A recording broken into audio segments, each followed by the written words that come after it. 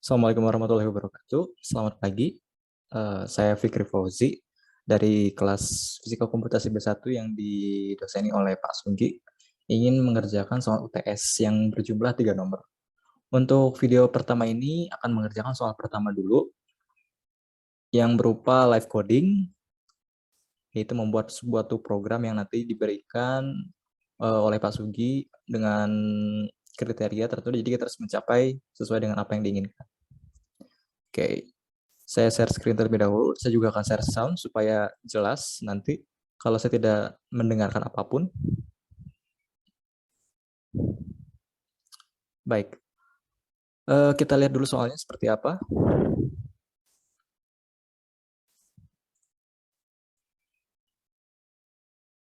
Nah, ini soal nomor 2, seperti yang tadi. Tampil yang sebelah sini. Ya, soal nomor 1. Buat dua matriks A dan B dengan dimensi matriks A adalah N kali M, sedangkan matriks B adalah dimensinya N kali M juga, dengan N dan M adalah random antara 2 sampai 5. Elemen kedua matriks adalah bilangan random yang merupakan bilangan bulat. Lakukan pengecekan apakah matriks tersebut bisa dikalikan B kali A atau tidak. Jika ya, lakukan perkalian, tidak perlu menggunakan looping. Jika tidak, beritahu user bahwasanya tidak memenuhi syarat perkalian. Selanjutnya, lakukan pengecekan untuk setiap elemen matriksnya, hasil perkalian dari keduanya, matriks sebelumnya, dengan semisal A kali 4 kali 4 dan B itu 4 kali 4 juga. Jika ternyata elemen tersebut merupakan bilangan genap, maka elemen tersebut dibagi 2. Jika ternyata elemen tersebut merupakan ganjil, maka kalikan 3 dan tambah 1 elemen tersebut. Lalu untuk hasil akhirnya tampilkan matriks C sebelum diterapkan yang ininya, dan C sesudah diterapkan perubahan yang ininya gitu. Baik, untuk selanjutnya mungkin kita langsung saja ke Octave-nya sendiri.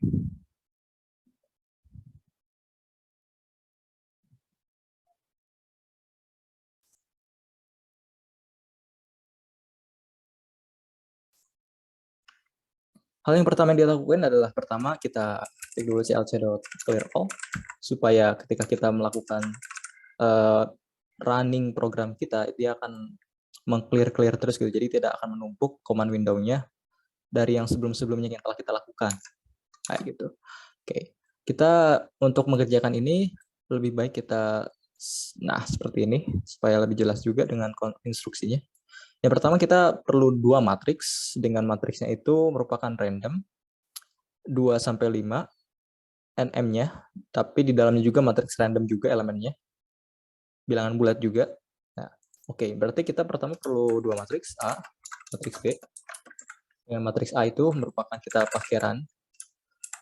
Untuk M dan N-nya itu kita seperti ini kan dulu terlebih dahulu. Ini juga sama, M, N. Nah, karena di sini M dan N, maka kita buat juga M dan N di atasnya. M-nya itu merupakan random matrix dari 1 sampai 5. Nah, kita pertama untuk membuat suatu matriks random, berarti kita harus membuat dulu bilangannya. Berarti dari 2 sampai 5. Kalau begitu, kita langsung saja. Kita untuk menggunakan random ini, nanti kita akan menggunakan function randperm. Nanti dari randperm itu akan mengeluarkan output berupa indeksnya, lalu kita dari indeksnya itu kita masukkan ke matriks yang diinginkan. Kalau dalam hal ini berarti di antara 2 sampai 5. Random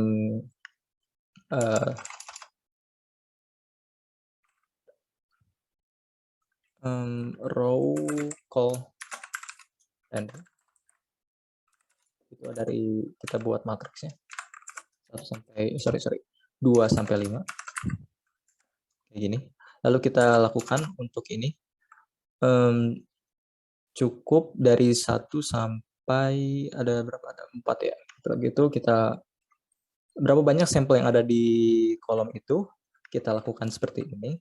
Sampel and sample sama dengan ini untuk menghitung seberapa banyak dari sampel yang kita miliki dari row call-nya ini. Ini diletakkan di bawah ini. Lalu kita lakukan ininya, lakukan randomisasinya dengan cara random. Nah, Untuk yang random-nya sendiri kita bisa masukkan di sini juga bisa supaya langsung dan bisa random juga untuk setiap variabel nantinya. Random. Kita masukkan indeksnya, masukkan yang nSample.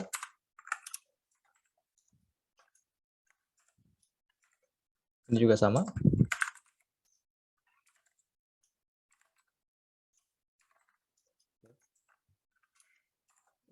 Nah, random ini akan mengeluarkan berupa indeks. Nah, nanti indeksnya ini kita akan pass juga ke dalam row call randomnya supaya nanti dapat bilangan random sesuai dengan apa yang kita inginkan, sesuai ya berupa bilangan random.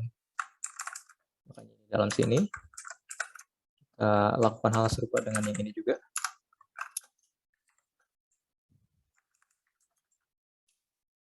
Oke, ya baik. Ini sudah. Untuk selanjutnya kita lakukan supaya nanti A dan B itu menghasilkan bilangan bulat. Kita kalikan 10 dulu untuk setiap elemen matriksnya. Lalu kita bulatkan ke atas atau ke angka yang paling dekat. Kita gunakan function random.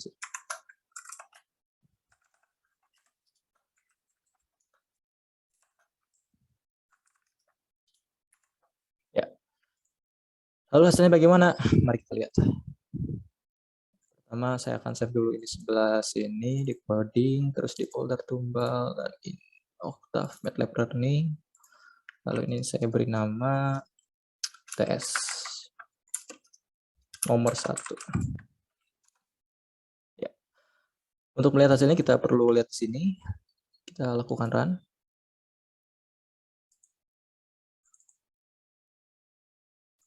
Sebentar, kok tidak bisa ya?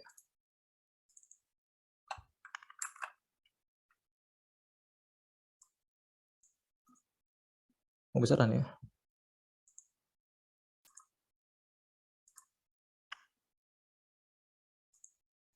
Wait. Sebentar, saya cek dulu untuk di foldernya itu. Mungkin saya nggak boleh nama demikian.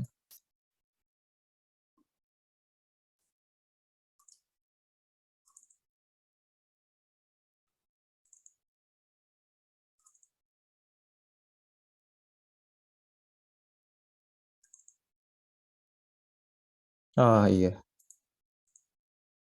harus pakai M ternyata. Underscore 1.m. Yes. Ya.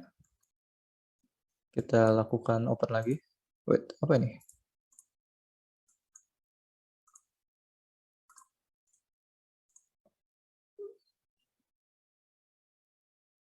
Close. Kita buka lagi. Tadi agak sedikit error, jadi kita buka yang sebelumnya.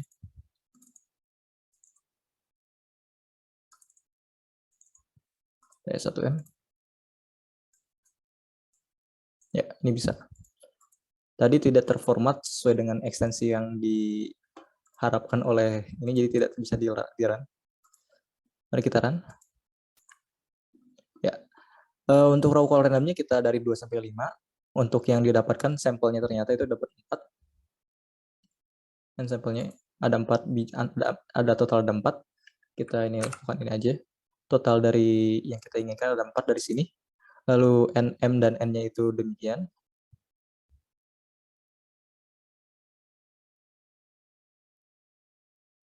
Sampel A-nya itu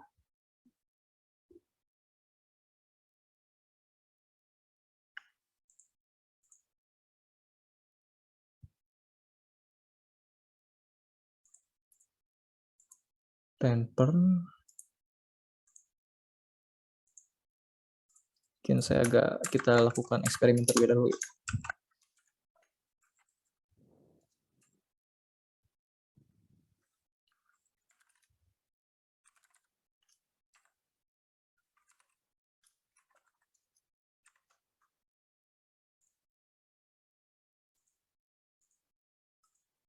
Iya, maaf, lupa saya. Ensemble ini karena random ini merupakan apa namanya tuh? Merupakan sebuah ini, maka kita perlu mendefinisikan juga gitu. Bahwasanya kita hanya mengambil sebuah dari satu saja. Misalnya ini 1, ini 2, seperti itu. Kalau tidak, mungkin kita lakukannya seperti, ya ini aja. Kita coba seperti ini. Ya, betul. Ya, untuk yang ini berarti transform itu bukan mengeluarkan indeks, tapi merupakan mengeluarkan sebuah array yang ininya acak. Dari misalnya dari sekian sampai sekian, maka ininya acak. Nah, karena tadi ini berupa array, maka kita harus mengambil array itu dengan cara yang sama ketika kita mengambil dalam suatu array. Di sini dalam hal ini saya ambil 1 di sini, dan saya juga ambil array ke-1, elemen ke-1 di sini. Baik. Untuk selanjutnya, karena kita tadi sudah mendapatkan ininya, matriks randomnya, seperti yang kita ketahui, M-nya itu sekian dan N-nya itu sekian, 2 kali 3. Oke, selanjutnya untuk ininya nanti karena kita sudah membuat matriksnya, selanjutnya apa? Kita lihat di ininya. Ini sudah terpenuhi, elemen probabilitas tidak merupakan bilangan bulat. Oke, ini sudah juga terpenuhi atau tidak? Lakukan pengecekan matriks ya. Oke. Perkalian matriks sendiri merupakan ada syaratnya, yaitu A, misalnya suatu matriks A memiliki suatu baris N dan kolom X, dan matriks B juga memiliki jumlah baris A dan jumlah kolom B. Nah, syarat matriksnya itu berarti jumlah kolom yang dimiliki A itu harus sama dengan jumlah baris atau row yang dimiliki dari matriks B. Jika syarat ini terpenuhi, maka kita bisa lakukan perkalian matriks. Ya. Nah, dikarenakan di sini tidak perlu menggunakan looping, berarti kita cukup menggunakan yang simpel saja. Berarti kita buat matriks baru, yaitu C. C itu kita inikan dengan A dikalikan B. Lakukan perkalian seperti ini. Dan kita jangan lupa juga untuk and if, setiap kali kita menggunakan if untuk dalam staf ini, lalu kita tambahkan else juga, karena jika ini tidak terpenuhi maka akan masuk ke sebelah sini. Nah, di ini apa? Kita tunjukkan peringatan di sebelah sini, bahwasanya display syarat perkalian matriks tidak terpenuhi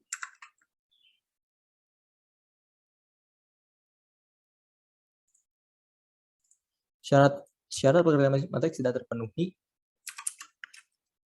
sehingga perkalian matriks kita buat line baru, sehingga perkalian matriks tidak dapat dilakukan.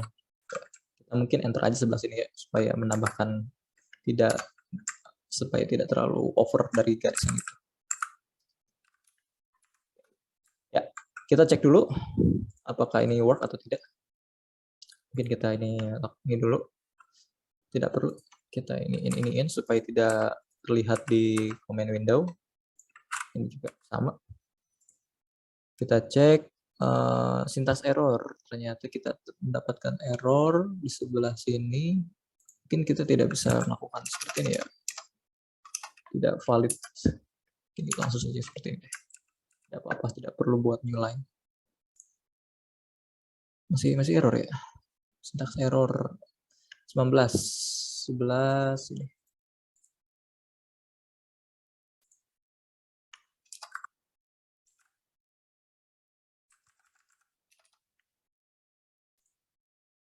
Error juga.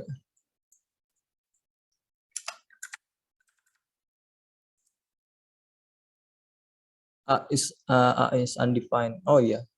A is undefined. Oh iya, ini saya salah masukkan ini. Berarti ini harusnya A besar dan ini juga harus B besar.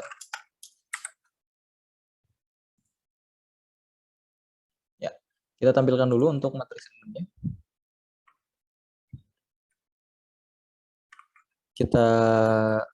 Kita buka, kita lihat.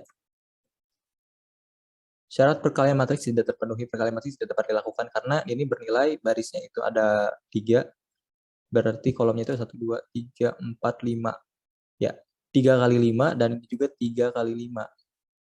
Karena kolom A tidak sama dengan baris B, maka tidak bisa dilakukan perkalian matriks. Maka error di sini muncul. Secara perkalian matriks tidak terpenuhi, perkalian matriks tidak dilakukan. Oke, kita berarti fine. Berarti kita work ini.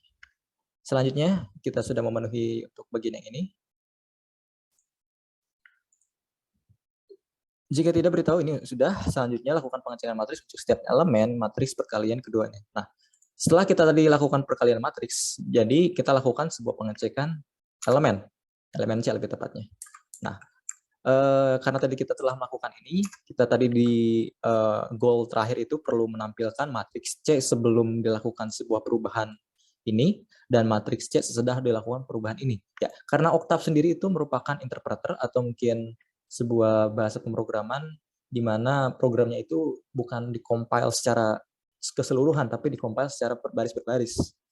Jadi Octave ini membacanya itu baris per baris, sehingga kita kalau misalnya kita ingin menampilkan matriks sebelum dan sesudah, berarti kita harus menampilkan matriks sebelum dulu baru matriks sesudah dulu. Makanya kita tampilkan terlebih dahulu sebelah sini. Matriks sebelum, matriks C sebelumnya adalah demikian. Lalu kita masukkan juga untuk display yang keduanya. Kita display C itu seperti apa.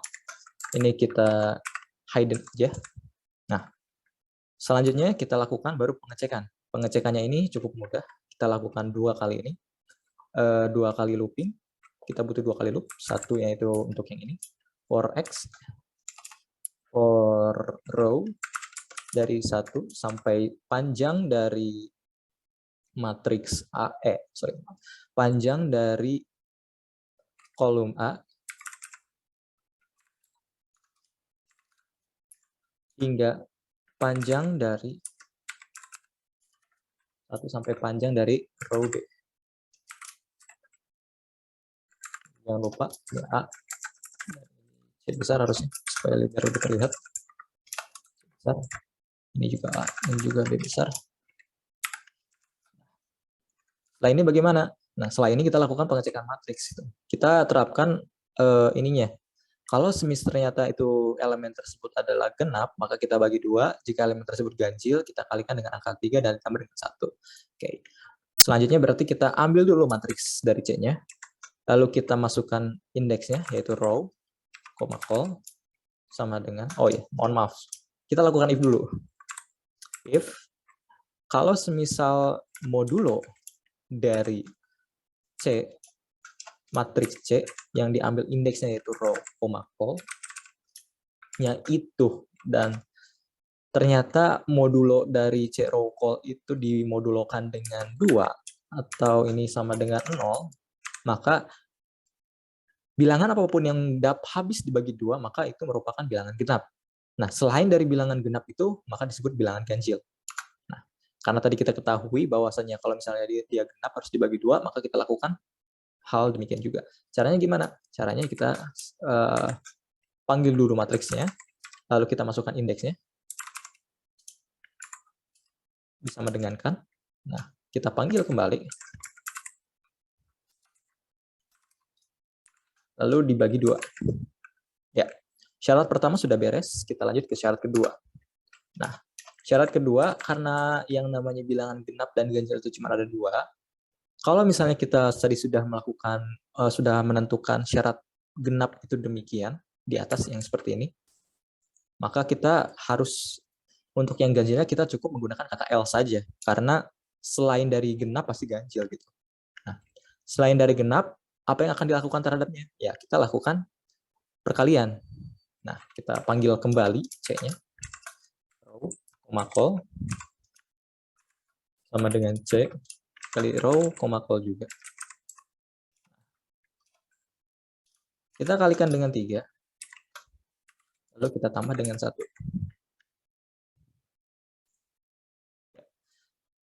Oke, beres sebenarnya. Ini sudah beres. Lalu, hal terakhir yang kita lakukan adalah display matriks sesudahnya. Matriks C sesudahnya adalah, kita display juga matriks C-nya. Basically ini udah done sih. Enggak ya. Harusnya ini sudah beres. Tidak ada masalah. Nah, kita lakukan untuk beberapa kali sampai kita menemukan bilangan yang pas. Oh, tadi kelebihan. Ini kita hide dulu ya, supaya tidak spam juga di sebelah ininya. Masih belum. Nah, A dan B-nya matriks 2 kali 2. Kita mendapatkan ini ternyata. Matriks C-nya sebelumnya adalah 62. 62 karena ini merupakan bilangan genap, dia dibagi 2, hasilnya itu 31, dan 20 juga merupakan bilangan genap, dia dibagi 2 juga, hasilnya 10. 71 itu dibagi dengan, karena itu ganjil, maka dia itu dikali 3, sekitar 3 kali 1, 3, 21, 213, ditambah 1 sampai 214, betul. 36 karena dia genap, yaitu 18. Berarti program kita berjalan dengan sukses. Oke. Ini sesuai dengan apa yang diinginkan oleh soalnya. Ya, mari kita cek lagi untuk pembuktian. Tadi kita ini sudah menyelesaikan untuk paragraf 1, kita lanjut ke paragraf 2, selanjutnya lakukan pengecekan untuk setiap elemen, misalnya 4 kali 4. Nah, jika ternyata elemen itu genap, dia dibagi 2, terbukti tadi. Jika elemen itu ganjil, dikalikan 3 terus ditambah 1, terbukti juga. Lalu tampilkan matriks C sebelum dilakukan perubahan elemen dan sesudah perubahan elemen. Ya, sudah juga. Berarti bisa dianggap untuk soal nomor 1 tuntas. Kita sudah membuat program. Berikut.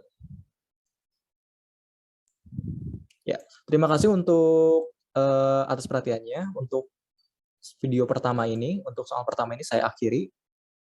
Dan kita akan lanjut untuk soal kedua di video selanjutnya. Terima kasih. Ya, Assalamualaikum warahmatullahi wabarakatuh. Kembali lagi bersama saya Fikri Foksi. Untuk video kedua ini saya akan mengerjakan soal kedua berupa debugging program. Nanti soalnya diberikan juga dengan rupa seperti sebelumnya, soal nomor 1. Nah, sebelum saya mulai, mungkin saya akan memperlihatkan dulu bahwa di meja kerja saya tidak ada apa-apa, tidak ada sesuatu untuk sebagai contekan segala macamnya. Mungkin saya ini dulu.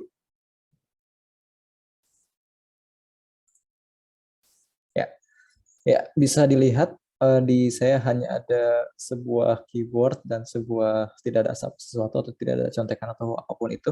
Jadi saya mengerjakan ini pure dengan murni itu. Dari awal tanpa contekan apapun. Baik, untuk soal nomor 2 saya akan share screen sama seperti sebelumnya. Saya akan share screen dan juga share sound supaya jelas bahwasanya saya tidak mendengarkan apapun di sini dan tidak diberitahu oleh siapapun. Nah, ini tadi saya baru upload untuk yang soal nomor 1.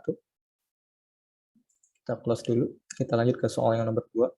Ini mungkin saya close buat habis yang tadi. Kita print new lagi. Kita save saja. Kita buat yang baru. Ini saya tadi sedikit konfigurasi sedikit. Tidak perlu. Kita close juga untuk yang ini.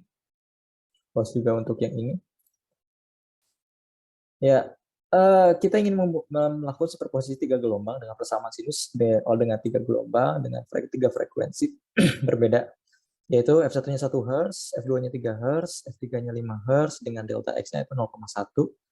Nah, betulkan program kita disuruh debug dari yang berikut ini supaya sesuai dengan apa yang diinginkannya, yaitu berupa superposisi 3 gelombang dengan persamaan seperti itu, sinus. Ya, kita mulai saja. Pertama kita buka dulu Octave-nya.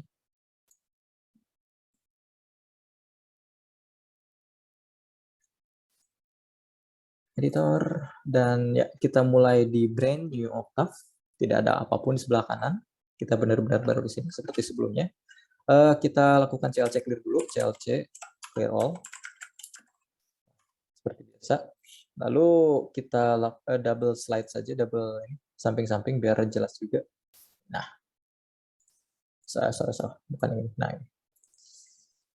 Yang ini lalu kita ingin melakukan superposisi 3 gelombang ya. Yang pertama itu diketahui F1-nya itu sama dengan 1 Hz. F2-nya itu sama dengan 3 Hz. F3-nya itu sama dengan 5 Hz. dan delta x dengan 0,1. Ya.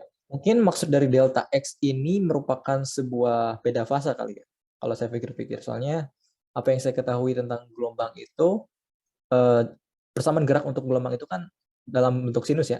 A amplitudo dikalikan dengan sinus dalam kurung omega kali T tambah beda fasanya. Di mana sehingga saya pikir delta X ini tidak ada variabel di sebelumnya. Sehingga saya pikir ini merupakan sebuah beda fasa. Oke. Dan kita lakukan sebuah loopingnya dulu for ini. Oh iya, tadi juga kan saya sebutkan bahwasanya itu ada faktor waktu dalam sebuah gelombang. Jadi kita definisikan terlebih dahulu gelombangnya. Kalau tidak, ya gelombang itu tidak akan bergerak kalau tidak kita definisikan dari waktu kapan sampai kapan. Ya. Saya ambil untuk waktunya itu dari 1 sampai 100. Nah, untuk yang N ini kita lakukan looping pertama. Dari N-nya itu sesuai dengan T. Nanti T ini bakal masuk ke sini, 1 sampai 100. Setelah ini kita lakukan looping seperti biasa. Kita masukin saja dulu yang apa yang diminta, yaitu U1 dalam kurung N sama dengan 5 dikalikan dengan amplitudonya 5 dikalikan dengan sinus 0,1 dikalikan pi, terus dikalikan dengan X. Terus U2 N dikalikan dengan 2 dikalikan sin juga dikalikan dalam kurung 7 dikali pi dikalikan dengan X. Mungkin kita lebih cepat kita lihat. Supaya lebih cepat kita duplikat. 3, 4, terus ininya, oh cuma supaya ini ternyata. Berarti tidak perlu. Enggak kita jadikan buat nanti aja. U3-nya itu 4. 524, 17 kali pi kali X. Dan ini untuk kita buat Fn. Fn X itu U1 X tambah U2 X tambah U3. Oh, salah. U3X, U2, 1X, 2X, 3X. Ini juga ditambahin titik koma supaya tidak muncul di ini sepertinya. Lalu kita tambahi di sini ada penambahan X sama dengan X tambah delta X kayak gini. Delta X itu adalah 0,01, 0,1 sorry. Lalu kita, ini sudah beres sesuai dengan apa yang ketentuannya. Lalu kita N for supaya loopingnya beres di bagian sana. Lalu kita plotting untuk yang ini, figur 1. 1 sama dengan N sama dengan 1 dari N. Plot N, F, N kali N.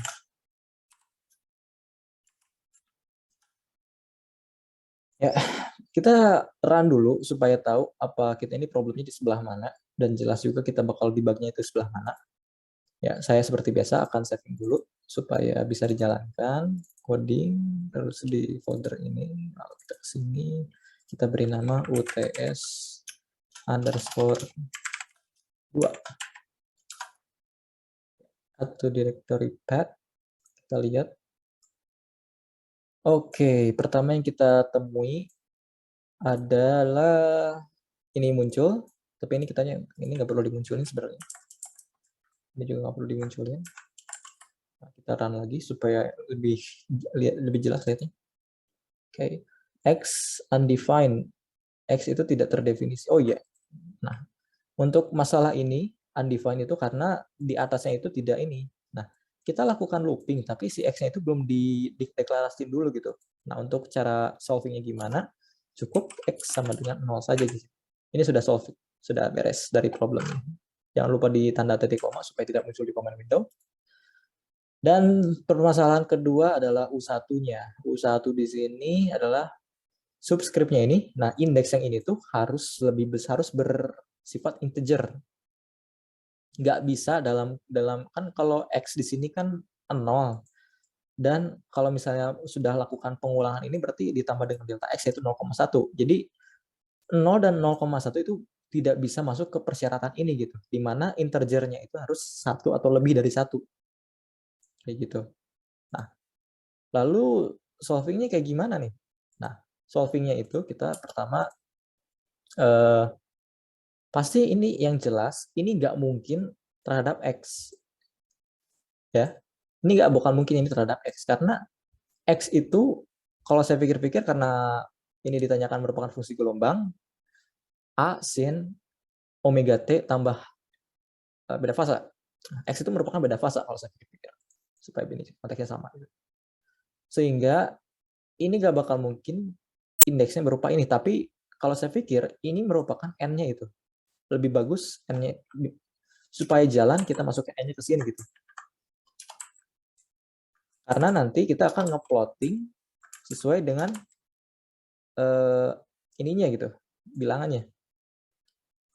Jadi U1 sampai U3 itu bakal berjalan sesuai dengan looping yang di sini, dan Fn juga akan berjalan gitu. Fn di mana ini merupakan sebuah persamaan untuk superposisi gelombang dari 3 gelombang ini gitu. Nah, kita running lagi. Problemnya di mana sekarang? Oke, n besar tidak terdefinisi dan figurnya juga tidak tampak sama sekali. N besar, ya. Jelas di sini tidak terdefinisi karena kita tidak mendeklarasikan sebelah sini gitu. Tapi kenapa ini harus n besar gitu? Kalau saya pikir ini bukan n besar karena kita itu bergeraknya itu kita plottingnya itu kalau plotting plotting sebuah gelombang itu antara amplitudo y-nya itu amplitudo dan variabel bebasnya itu berupa waktu. Jadi dia bergerak terhadap waktu gitu. Jadi n di sini bukanlah ini, tapi n di sini adalah t juga sama seperti yang atas sebelah sini. Oke, kita lihat sekarang. Oke, kita sekarang sudah muncul untuk gelombangnya, cuman masih agak kasar kali ya. Agak kurang benar juga ya. Dan di sini juga n-nya, oh ya n-nya kita ini dulu, kita hide dulu supaya nggak muncul. Ya di sini. Untuk gelombang sendiri itu merupakan 2pi kali ini. Nah, karena ini 0,7, kita masukkan dulu frekuensi. Omega sendiri itu merupakan 2pi dikali dengan F. Deskripsinya itu untuk omega. Jadi 2V dikali F dikali T tambah dengan beda fasanya. Sehingga untuk ini kita 2 dikali V dikali F1 untuk gelombang pertama, terus ditambah dengan X untuk beda fasanya. Lalu ini juga demikian sama, 2 kali Pi kali F2 ditambah dengan X untuk gelombang kedua. Ini pun demikian, 2 dikali Pi dikali F3 ditambah dengan X. Oke, nah sekarang kita plotting lagi. Problemnya di mana sekarang? Oke, ternyata kita sudah mendapatkan gelombang superposisinya seperti ini kurang lebih. Ya, untuk dalam ini sebenarnya ketika kita sudah mendapatkan ini kita sudah beres gitu. Kita sudah memenuhi apa yang diminta dengan soalnya gitu, yaitu buat menjalankan program kita ingin melakukan superposisi dari 3 gelombang sinus ini, dan ini saya sudah solving juga ini. Nah, mungkin akan saya tambah sedikit supaya lebih terbaca dan lebih jelas juga gitu perbandingan antara gelombang 1, gelombang 2, gelombang 3 dan label X dan title-nya seperti itu. Ya, caranya kayak gimana? Caranya kita pertama gunakan kita close dulu yang tadi figurnya. Kita gunakan yang namanya subplot. Nah,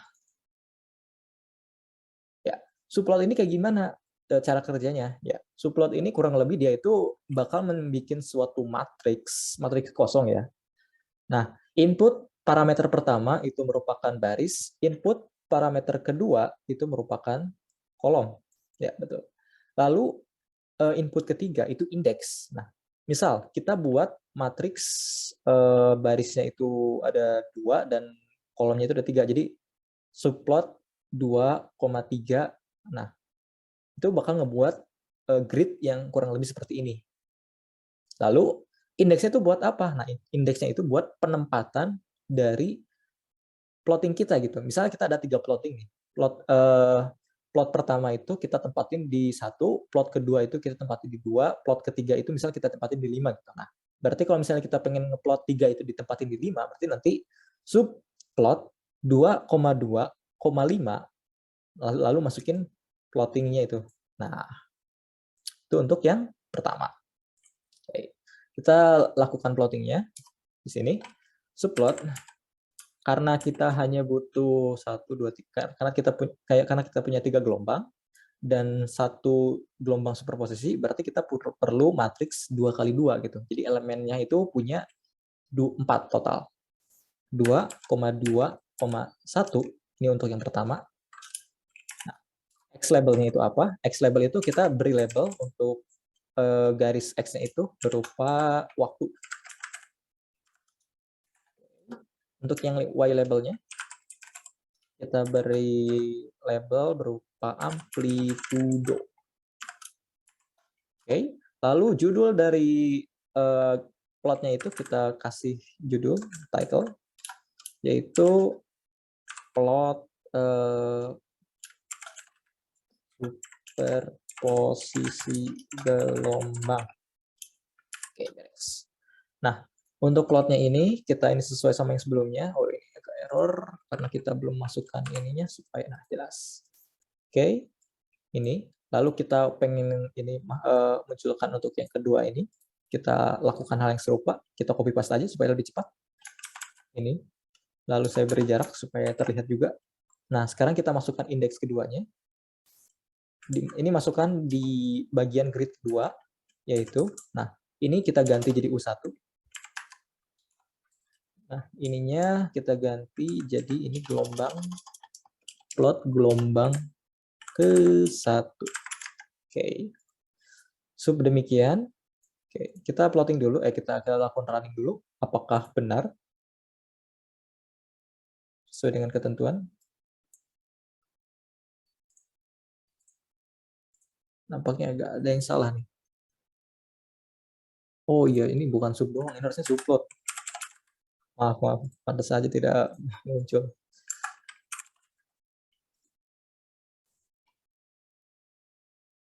Nah, oke, sukses muncul di sini. Cuman ini masih agak ini ya.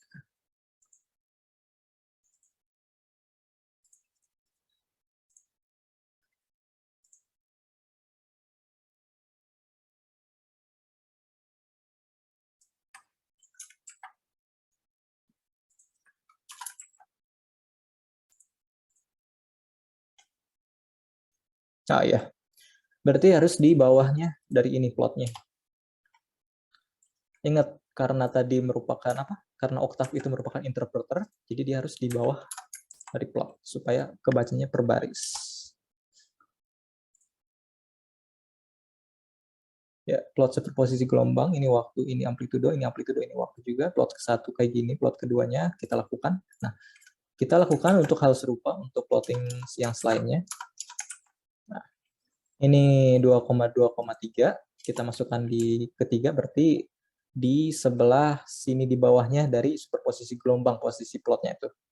Ini waktu masih sama, ini plot gelombang kedua. Dan kita ganti jadi U2.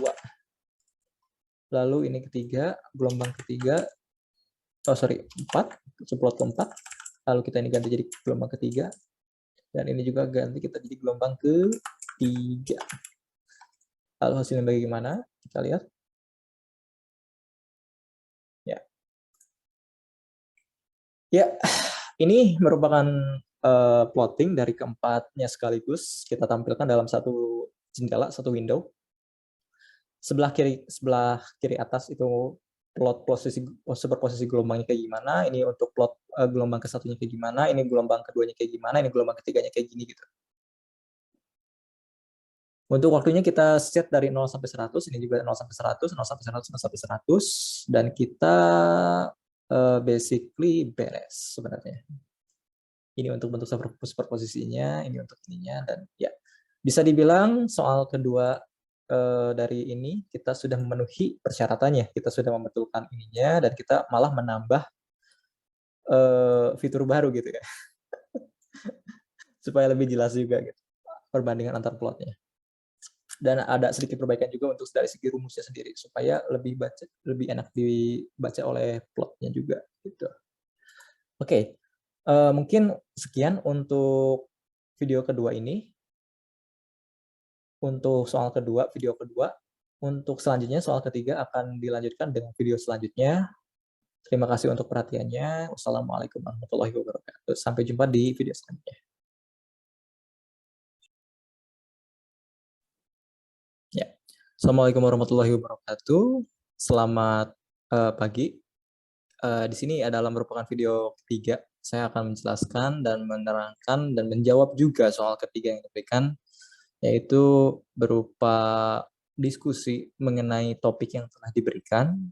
Dalam kasus ini saya ambil diskusi mengenai big data sebenarnya. Nah, untuk topik besarnya big data. Baik, tanpa basa-basi kita lanjut aja untuk ke ini. Saya akan share screen dan juga share sound supaya jelas kalau saya tidak mendengarkan apapun atau diberitahu oleh siapapun. Pure saya mengerjakan sendiri. Baik, kalau begitu saya share. Ini yang sebelumnya, mungkin saya ini aja. Close karena sudah beres juga. Ini yang tadi saya bakal close juga karena sudah beres juga. Dan ini folder apa ya? Oh, ini yang tadi juga.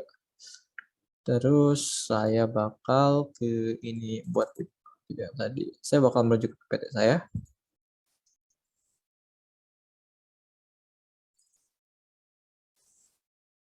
Salah.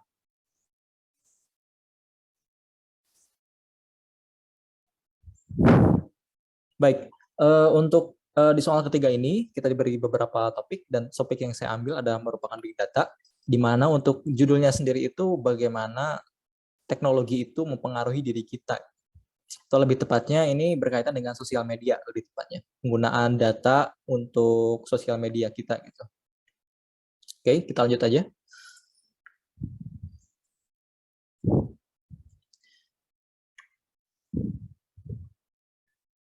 Segala hal yang berbau mengenai kemajuan teknologi itu tidak bisa dipisahkan dengan sebuah magic atau mungkin sebuah sulap gitu. Dikatakan oleh Arthur C. Clarke. Sebenarnya ya kalau dipikir-pikir memang demikian gitu. Kalau yang kita lihat dari segi itu memang yang namanya teknologi itu benar-benar kalau kita kembali ke masa lalu ya, kita tidak bisa tidak bisa membayangkan lah ternyata dengan ponsel yang sebegitu kecilnya ternyata kita ada banyak sekali hal yang bisa dimasukkan gitu, mulai dari buku, terus ada internet, kita menemukan internet gitu kan, kita menemukan sebuah piranti yaitu ya yang saya pakai saat ini laptop, atau mungkin Zoom kayak gini, kita tidak perlu lagi untuk tatap muka secara langsung untuk mengobrol, tapi kita bisa melalui online seperti ini gitu untuk ketika kita ingin mengobrol. Ya, kalau bisa dibilang magic, ya ini memang magic. Kalau misalnya saya kembali ke masa lalu dan saya melihat teknologi sama zaman sekarang, mungkin saya bakal mengira, wah ini sihir. Mungkin seperti itu saya berkiranya juga. Oke, perkenalkan nama saya Fikri Fauzi dengan NIM 0820113352. Saya di sini akan membawakan topik berupa big data, yaitu dengan judul How Technology Mempengaruhi Kita, Affect Us. Ya, kita yang namanya internet dan sosial media pasti nggak bisa lah, kita nggak bisa zaman sekarang orang-orang pasti udah kenal yang namanya sosmed, orang-orang udah pasti kenal yang namanya internet dan segala macamnya gitu. Malah itu kayak sudah menjadi kebutuhan primer kita gitu. Kita nggak bakal bisa lepas dari yang namanya internet, kita nggak bisa lepas dari yang namanya sosial media karena beragam hal yang kita bisa temukan, beragam hal baru yang bisa kita temukan di sosial media atau internet tersebut gitu. Seakan-akan kita terhubung dengan segala, kita bisa melihat Perancis itu sedang kayak gimana, kita bisa melihat, atau di benua sana, di benua Amerika sana kita sedang apa terjadi apa gitu, atau mungkin kita pengen melihat artis atau mungkin tokoh favorit kita itu bagaimana dan biografinya seperti apa gitu. Nah, dengan adanya internet ini hal-hal tersebut itu bisa diperoleh dengan yang namanya cukup mudah, sangat mudah malah, bahkan dalam hitungan detik ya, nggak nyampe 10 detik atau 2 detik aja enggak kayaknya. Itu tergantung koneksi internet sebenarnya sih. Nah, sosial media sendiri itu menawarkan hal yang baru juga buat kita. Jadi sebuah koneksi yang baru di mana kita terhubung dengan satu orang dengan orang lain. Jangan lupa juga bahwasanya kita itu makhluk sosial. Nah, kumpulan-kumpulan orang ini membentuk suatu grup atau mungkin suatu bisa dibilang apa namanya? Kelompok grup-grup yang memiliki kesukaan terhadap sesuatu yang sama, misalnya yang satu terhadap hobi berkaitan dengan hobinya ngegame, atau mungkin yang satu lagi suka terhadap fashion dan segala macamnya gitu kan. Nah, di sosial media itu mereka mengumpulkan orang-orang yang sefrekuensi dengan mereka sendiri, sehingga orang-orang itu bisa berngobrol mengenai apa yang mereka sukai, terus bisa mendapatkan wawasan yang baru mengenai pengalaman orang yang baru gitu. Mereka bisa mendapatkan melalui sosial media ini gitu. Nah, hal-hal tersebut sebenarnya bisa didapatkan offline juga, bisa didapatkan secara tatap muka juga, tetapi itu tidak hanya bisa dilakukan secara lokal saja gitu, hanya pada suatu lingkup daerah tertentu dan di tempat itu juga gitu. Nggak bisa kita terhubung dengan sesama yang sefrekuensi dengan kita atau sesama yang penyuka hobi yang sama dengan kita itu di benua Australia misalnya, atau mungkin di benua di Tiongkok sana, atau mungkin di Jepang sana gitu kan, kita nggak bakal bisa terhubung gitu, atau di Inggris sana gitu kan, nggak bisa terhubung. Nah, adanya sosial media itu seperti sebuah jembatan gitu. Internet dan sosial media itu seperti sebuah jembatan gitu. Nah, karena adanya sebuah platform demikian, pasti ada yang namanya traffic. Nah, di traffic ini pasti dimanfaatkan oleh beberapa orang untuk memperoleh namanya benefits, keuntungan gitu. Ya pasti jelas lah, seseorang pasti melakukan sesuatu pasti untuk demi keuntungannya, bukan untuk mencari kerugian gitu kan. Nggak bakal mungkin orang-orang sukarela dengan kerugiannya dengan begitu aja gitu, tanpa mendapatkan sebuah imbalan berupa keuntungan gitu, atau mungkin sebuah keuntungan itu kan bisa beragam hal. Nah, tadi kan saya sudah menyebutkan kalau misalnya internet itu luas lah gitu. Nah, di internet juga selain kita bisa terhubung dengan di luar sana, tapi itu juga pasti meninggalkan sesuatu hal gitu. Nah, ibarat kita menginjak sebuah tanah yang basah, atau mungkin kita injak sebuah pasir atau salju lah, pasti ketika kita injak terus melangkah maju, pasti ketika kita melihat ke belakang ada sebuah jejak. Nah, jejak-jejak ini ada juga di internet, tapi dia berupa data, bukan berupa fisik yang bisa kita lihat seperti itu gitu. Nah, datanya itu seperti apa ya? Data komputer kan hanya bisa membaca 0 dan 1 ya. Dan ya, datanya berupa data komputer gitu loh. Nah, dari data-data ini kita bisa diperoleh dari segala hal yang kita lakuin, segala hal yang kita suka, segala hal yang kita searching, segala hal yang kita tonton, segala hal yang kita tidak sukai, segala hal yang kita omongin itu akan meninggalkan sebuah jejak. Nah, jejak ini semakin lama tentu akan semakin bertambah banyak gitu kan, sampai mungkin bisa dibilang beberapa ton sampah gitu ketika ditumpuk dan menjadi satu gitu kan, itu menjadi sebuah masalah juga gitu. Nah, tapi di data ini masalahnya itu mungkin dalam berupa pengguna mungkin karbon dioksida kali ya, karena semakin penggunaan untuk menyimpankan sebuah data itu pasti perlu yang namanya energi gitu kan di sirkuit komputernya. Nah, dari sirkuit komputer itu pasti mengeluarkan CO2 gitu. Kayak gitu. Nah, datanya ini bisa disimpan melalui cloud juga bisa, dan terus data ini dipakai buat apa gitu? Nah, data ini bisa dipakai untuk beberapa hal gitu. Nah, yang pertama itu untuk sebuah algoritma dari sebuah pemodelan mesin atau pembelajaran mesin, atau mungkin ya dari algoritma ini bisa berkembang jadi sebuah AI, artificial intelligence, atau enggak kecerdasan buatan gitu. Lalu kenapa dari kecerdasan buatan ini sangat sangat berbahaya sih sebenarnya? Karena apa ya? Karena melalui data yang telah kita tinggalkan, jejak data yang telah kita tinggalkan, nanti itu bakal diolah melalui ini. Lalu si komputer itu akan melakukan sebuah prediksi gitu, sebuah kalkulasi gitu, menyesuaikan dengan apa yang kita mau. Misalnya ketika kita sedang mencari searching misalnya monitor baru, tiba-tiba pas ketika kita browsing di sosial media itu bakal langsung muncul iklan yang sesuai dengan apa yang kita mau sebelumnya gitu. Nah, itu kenapa bisa demikian? Itu merupakan sebuah pengaplikasian dari yang namanya artificial intelligence atau kecerdasan buatan gitu. Itu merupakan sebuah pembelajaran mesin juga sebenarnya. Nah, lalu masalahnya gimana sih? Kenapa kok bisa yang namanya sosial media itu malah menjadi sebuah bumerang juga buat kita gitu? Padahal kan yang namanya kemajuan teknologi itu kan merupakan sebuah apa namanya sebuah hal pencapaian umat manusia, pencapaian umat manusia terbesar lah gitu kan.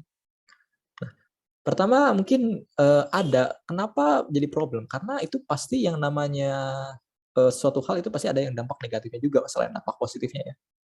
Nah, mari kita bandingkan dulu dengan apa yang terjadi dulu dan apa yang terjadi sekarang. Dulu orang-orang itu orang-orang zaman dulu ya, misalnya kita ambil ketika abad pertengahan lah gitu ya, di mana itu kan terjadi sebuah insiden Black Plague atau enggak wabah hitam lah. Di situ terjadi sering sih, enggak cuma Black Plague sebenarnya.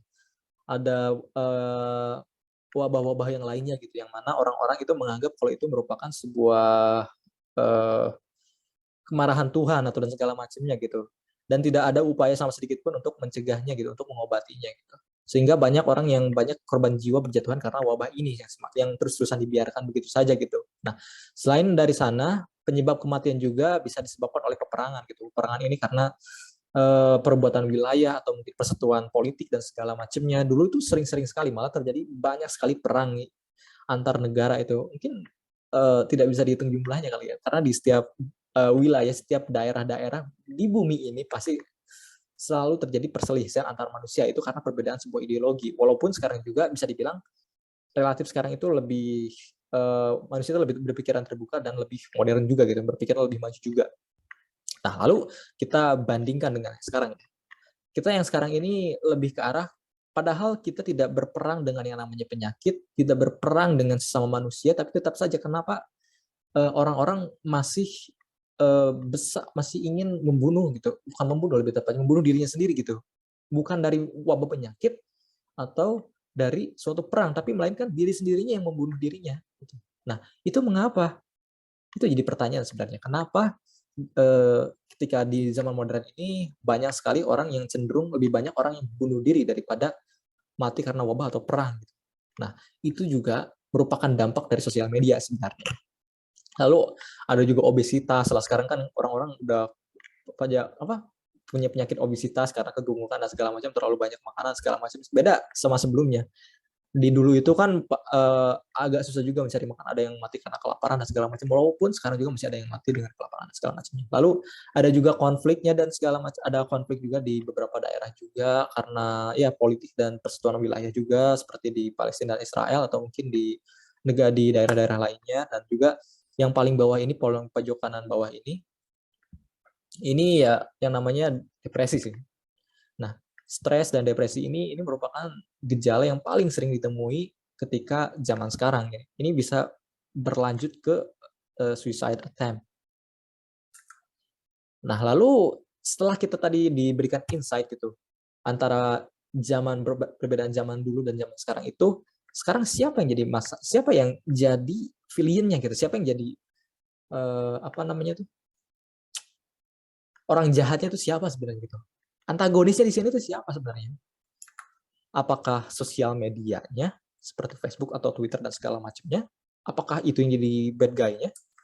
Atau ternyata perusahaannya yang jadi bad guy-nya gitu? Yang ternyata yang dibalik segala sesuatu konspirasi dan segala macamnya itu ternyata yang paling jahat itu adalah perusahaannya gitu. Apakah itu yang jadi antagonis dalam zaman modern ini? Atau ternyata diri kita sendiri merupakan diri kita sendiri adalah antagonis apa? Diri kita sendiri merupakan antagonis dari zaman modern ini gitu. Apakah lalu siapa sebenarnya yang jadi ininya jadi bad villain apa villainnya gitu? Apa atau semuanya baik itu sosial media, company ataupun diri kita sendiri itu merupakan sebuah bad guy-nya gitu atau mungkin villain-nya gitu dalam kehidupan modern kali ini. Oke, selanjutnya ini lalu gimana sih yang namanya sosial media itu bisa mengontrol diri kita gitu, mengontrol diri kita melalui algoritma big data yang diperolehnya dari jejak digital kita, lalu dia olah, setelah diolah itu langsung diberikan pemodelan mesin dan dilakukan apa namanya itu prediksi, prediksi dan penyesuaian sesuai dengan konsumernya gitu.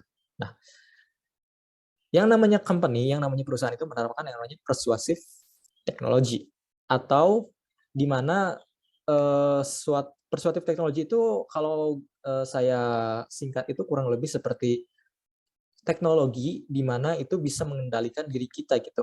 Tujuan dan apa yang kita inginkan itu dikendalikan oleh yang namanya persuasive technology gitu. Jadi suatu metode untuk mengendalikan sebuah customer melalui langkah-langkah tertentu gitu. Nah, apa yang didapatkan dari persuasive technology ini gitu ya? Itu yang pertama engagement goal gitu. Yang engagement goal itu pertama perusahaan atau company itu selalu ingin yang namanya consumer itu punya yang namanya customer setia gitu. Jadi mengikat customer untuk selalu apa namanya tuh, selalu terikat dengan produk yang diberikannya gitu, dalam hal ini sosial media gitu, atau mungkin dalam sosial media kan dia punya ini kan advertising gitu kan. Nah, selanjutnya advertising goal. Jadi dari persuasive technology ini setelah orang itu dikendalikan dengan teknologi yang mereka buat, mereka itu pasti akan meraup keuntungan. Nah, keuntungannya dari mana ya? Berupa pemasangan iklan atau mungkin jasa dan segala macamnya, kayak gitu loh. Nah, ini pokoknya advertising goal ini sebuah tujuan untuk memperoleh keuntungan dari persuasive teknologi ini gitu. Lalu yang ketiga itu ada growth goal, tujuan pertumbuhan. Nah, tujuan pertumbuhan ini tuh apa? Tujuan pertumbuhan ini kalau saya singkat itu kurang lebih bagaimana satu individu itu mengajak individunya lain untuk menggunakan produk yang sama. Misal, satu ini merekomendasikan untuk menonton TikTok.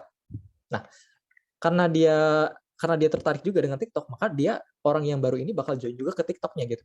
Maka jadilah sebuah konsumen baru gitu. Nah, dari konsumen barunya itu bakal merekomendasikan lagi ke apa namanya orang lainnya lagi supaya mendownload TikTok dan segala macamnya gitu. Nah, terjadilah dari sana mulailah besar sebuah komunitas dan akhirnya jadilah sebuah sosial media yang besar gitu. Itulah namanya persuasive technology. Lalu kenapa dan bagaimana sih kok bisa gitu yang sebuah teknologi dari sebuah data-data yang kita terima tadi kita olah terus diolah oleh AI dan segala macamnya itu bisa mempengaruhi diri kita gitu. Nah, masalah dasarnya adalah teknologi kita berkembang dengan pesat, tetapi tidak dengan pikiran dan psikologi kita gitu. Kadang-kadang orang-orang itu hanya menginginkan yang namanya kesenangan saja gitu tanpa berpikir terlebih dahulu gitu, tanpa memikirkan dampak dari apa yang mereka lakukan gitu. Mereka hanya mengincar namanya kesenangan sementara saja gitu untuk menghindari dari namanya penderitaan mereka gitu supaya melupakan sedikit itu. Nah, karena mereka tidak berpikir dulu sebelum bertindak atau mungkin mereka kurang dewasa dalam menanggapi sesuatu, jadinya mereka bisa dikuasai oleh yang namanya teknologi gitu. Sebenarnya kalau misalnya orang tersebut aware akan sekitarnya atau mungkin orang tersebut sudah memiliki pemikiran yang dewasa lah bisa dibilang ya, pasti dia paham betul gitu akan dampak, efek, dan dampak positif dan dampak negatifnya ya. Dan apa yang bakal dia peroleh ketika menggunakan sesuatu gitu. Nah, sayangnya kebanyakan orang di zaman modern itu tidak demikian. Sehingga orang-orang cenderung gampang banget dikontrolnya gitu. Kenapa gampang dikontrolnya? Nah, kita balik lagi ke permasalahan AI sebelumnya gitu. Dari AI tadi itu, dari sosial media itu, dia itu bakal karena AI itu mengetahui apa yang kita sukai, apa yang kita tidak sukai, maka dia itu bakal menawarkan sesuatu, dia selalu akan menawarkan sesuatu hal yang kita sukai terus-menerus gitu. Jadi seakan-akan kita tuh memiliki sebuah dukungan terhadap apa yang kita suka. Misalnya kita agak sedikit rasis lah orangnya gitu, sementara sosial media itu suka dengan tahu kalau kita itu ternyata orangnya tuh suka nge-like postingan yang berbau rasis lah gitu. Tapi janganlah. Misal. Nah, dari itu dari situ kita disuguhin terus-terusan gitu sama postingan-postingan yang sesuai dengan apa yang kita suka gitu. Nah, dari sana kita merasa kalau tindakan kita itu ternyata benar, ternyata banyak orang juga melakukan hal yang sama. Nah, karena tindakan kita benar dan melakukan hal yang sama, kita mulai punya pikiran baru kalau ternyata tindakan kita itu ternyata dilakukan oleh banyak orang, dan apa yang kita lakukan itu ternyata bukan masalah besar. Nah, itu masalah yang salah sebenarnya. Jadi kita tidak punya yang namanya perkembangan pikiran, kita tidak punya perkembangan psikologi. Jadi kita malah bisa dibilang kalah dengan perkembangan yang namanya teknologi gitu. Kalau misal kita tidak di kalau misal kita psikologi kita dan pikiran kita tidak berkembang seiring dengan berjalan perkembangan teknologi, maka ya kita lama-kelamaan akan dikuasai yang namanya teknologi. Makin lama makin orang makin bergantung dengan namanya teknologi, dan akhirnya apa? Mereka jadi malas-malasan atau mungkin jadi malas gerak dan segala macamnya. Terus kan akibat dari malas-malasan itu terus jadi segala pekerjaan jadi ter tertunda dan segala macamnya. Terus karena kita malas gerak jadi tubuh kita kurang olahraga dan kurang sehat segala macamnya, kita mulai obesitas. Dan karena kita terlalu terkoneksi dengan orang lain, kita mulai agak ada sedikit sebuah rasa iri dan dengki, atau mungkin kenapa sih orang ini terus liburan terus sih, sementara kenapa sih dia posting aja selalu liburan terus, kenapa dia selalu posting tentang ini terus. Kadang-kadang itu bukan bikin iri kita gitu. Jadi itu membuat sebuah perasaan baru gitu, perasaan minder yang baru gitu. Nah, karena rasa mindernya ini, orang-orang mulailah yang namanya stres, depresi dan segala macamnya, atau mungkin orang-orang gara-gara tadi malas gerak mulailah obesitas dan segala macamnya. Nah, itu dampak negatif yang kita terima dari sosial media sebenarnya. Nah, apabila kita tidak dibarengi dengan perkembangan pola pikir dan psikologi kita supaya lebih dewasa gitu, maka ya hal ini bisa terus terjadi atau maka terus bertambah gitu. Nah, efeknya apa? Seperti yang saya sebutin tadi, adiksi, manipulasi, dan positif intermittent reinforcement. Positif intermittent reinforcement itu kurang lebih sebuah rasa di mana dia itu mendapatkan suatu dukungan gitu. Dia itu mendapatkan feedback positif dari apa yang dia lakuin gitu. Makanya dia bisa dimanipulasi dan terjadi sebuah adiksi atau kecanduan. Nah, lalu bagaimana fix problemnya gitu? Sebenarnya ini menjadi masalah bersama kita juga sebenarnya. Mau itu dari kalangan muda, kalangan tua, semuanya berperan penting dalam mengatasi problem ini gitu. Karena tanpa sosial media kita juga tanpa internet dan sosial media kita malah jadi berantakan ininya. Tapi adanya sosial media dan internet juga malah membuat permasalahan-permasalahan yang sebelumnya disebutkan gitu. Atau mungkin bisa lebih banyak permasalahan yang timbul karenanya. Lalu bagaimana? Ya pertama sebagai orang tua mungkin sebagai orang tua pertama untuk membatasi gitu, atau membatasi anaknya supaya tidak terlalu terikat dengan namanya teknologi. Ajak dia keluar, ajak dia main sesuatu hal yang mengalihkan perhatiannya dari teknologi supaya tidak terlalu yang namanya adiksi ketika masih kecil gitu. Karena psikologi dan pikiran anak kecil itu masih belum dewasa lah bisa dibilang, karena masih anak kecil juga. Nah, yang kedua itu pertama kita harus sadari betul gitu. Kita harus punya self awareness, kita harus punya kepedulian diri atau kepedulian terhadap lingkungan gitu. Jadi kita saling mengingatkan juga dengan orang lain, dan kita juga saling mengingatkan dengan diri sendiri akan bahayanya kan kalau kita kecanduan yang namanya teknologi. Lalu yang ketiga itu kita perlu yang namanya sering-sering membaca, dan sering-sering kita membaca dan menggali suatu informasi terlebih dahulu gitu supaya tidak terkena yang namanya berita palsu atau dan segala macamnya gitu.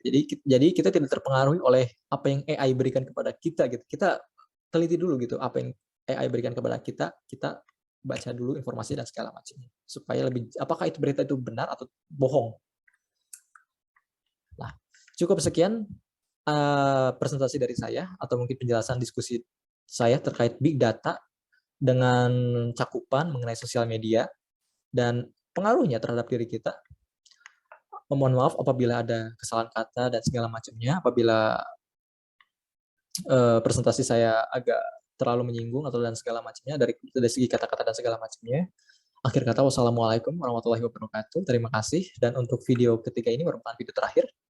Saya akhiri. Selamat pagi.